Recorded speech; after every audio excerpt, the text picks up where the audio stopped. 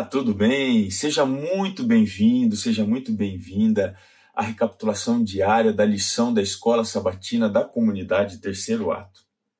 Eu me lembro que, alguns anos atrás, já faz algum tempo, Hollywood lançou um filme Alien versus Predador, de ficção científica, e a propaganda que estava apresentando o contexto dessa batalha épica era a seguinte, o slogan: não importa quem vencer, você já perdeu.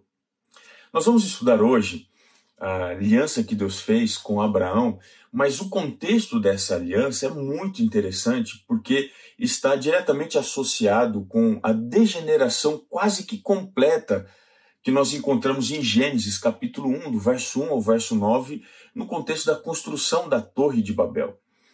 Ali a apostasia era tão grande que Deus precisou intervir mais uma vez, coisa que havia feito lá em Gênesis capítulo 6, capítulo 7, quando a humanidade havia se afastado tanto que ele precisou destruí-la completamente.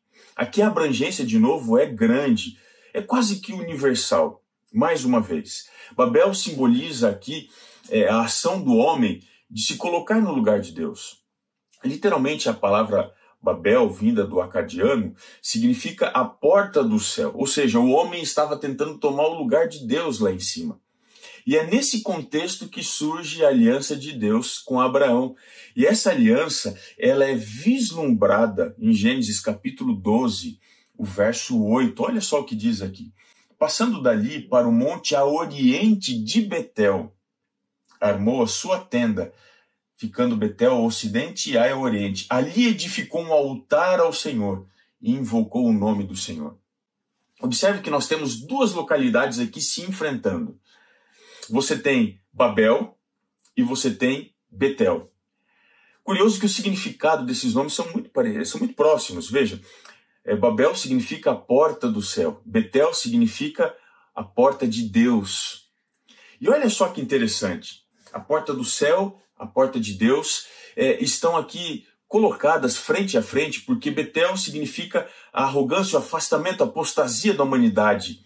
E Betel, na pessoa de Abraão, significa a aproximação da humanidade de Deus. Ambos estão aqui diante de algo muito parecido. Inclusive, Betel é o lugar aonde você encontra um pouquinho mais adiante, em Gênesis 28, Jacó tendo o sonho de uma escada que atinge a porta do céu. Assim, Babel e Betel explicam para nós que Deus está num duelo, numa luta, e a aliança que ele faz com Abraão é a resposta que Deus tem a oferecer à degeneração quase que completa humana. Assim, quando a gente vai ao estudo da aliança de Deus com Abraão, você consegue perceber algumas coisas interessantes. Dentro do contexto da aliança de Deus com Abraão, Abraão é o escolhido. Mas olha só que interessante, em capítulo 12 ainda, no verso 1 até o verso 3, você encontra o seguinte: ora, disse o Senhor a Abraão, sai da sua terra, da tua parentela, da casa de teu pai, vai para a terra que eu te mostrarei, de ti farei uma grande nação e te abençoarei, te engrandecerei o nome. Olha que interessante, lá em Gênesis 11, a humanidade queria fazer um grande nome, os construtores de Babel. Já aqui, aquele que sacrifica em Betel teria o seu nome engrandecido por Deus. Se o homem tentava engrandecer o nome, a resposta de Deus à aliança com Abraão é: Deus vai engrandecer o nome. De que forma? A ponto dele abençoar os que te abençoar os que abençoassem e amaldiçoar os que o amaldiçoassem, porque ele seria o termômetro, ele seria a bênção. Aqui nós vamos encontrar elementos muito interessantes do relacionamento de Deus com a humanidade na pessoa de Abraão, que se estende a todos nós, inclusive hoje. Quando você vai no primeiro chamado de Deus, Deus pede para que Abraão saia da sua terra, saia da sua parentela. Dois elementos muito importantes da aliança: parentes ou descendentes e localidade, o lugar aonde a pessoa habitava. Quando você vai ao chamado de Deus a Abraão, Deus pede para que ele saia da sua terra e fosse para uma terra que ele ia mostrar. E no capítulo 15, quando você vai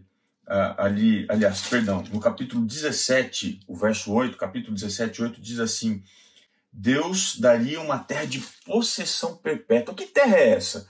Que terra é essa que Deus mostraria essa terra só se torna evidente no último encontro que Deus tem com Abraão, que está aqui, o verso 2, capítulo 22, diz assim: acrescentou Deus, toma teu filho, teu único filho, Isaque, a quem amas, e vai-te à terra de Moriá.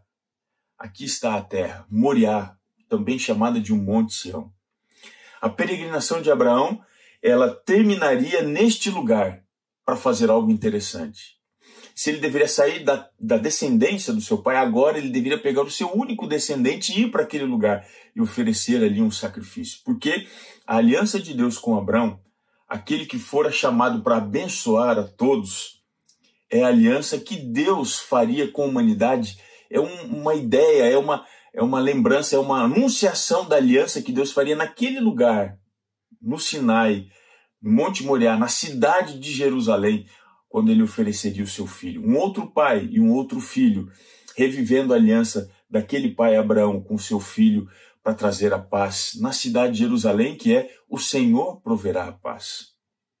A aliança de Deus com Abraão significa que a paz que Deus oferece, ela foi executada em Cristo na cruz, mas de uma maneira muito especial.